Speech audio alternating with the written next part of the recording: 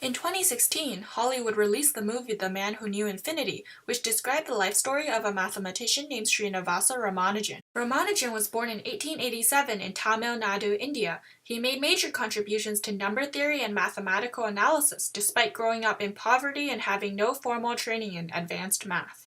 Ramanujan's life changed in 1913 when he wrote a letter to English mathematician G.H. Hardy. Hardy was impressed and invited Ramanujan to work together in Cambridge, England. Unfortunately, Ramanujan fell sick in England during his stay, returned to India, and soon after died at a young age of 32.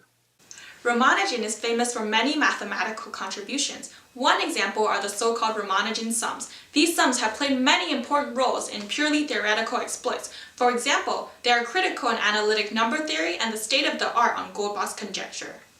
Goldbach conjectured that every even number is the sum of two primes. This problem remains unsolved. He formulated a related problem that every odd number greater than 7 is the sum of 3 primes. In 1954, Russian mathematician Vinogradov proved that almost all odd numbers are sums of 3 primes, and his work made fundamental use of Ramanujan sums.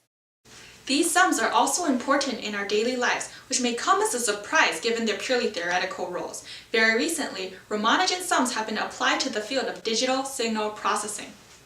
Everyday technology, computers, videos, cell phones, are enabled by digital signal processing, a branch of electrical engineering that analyzes and processes signals, such as speech, music, photos, and even patterns in biology. One goal in signal processing is to extract information about a signal. Caltech professor P.P. Vaidyanathan demonstrated how to apply Ramanujan sums to this goal. One important property of a Ramanujan sum is that the quantities always take integer values. Here are some examples.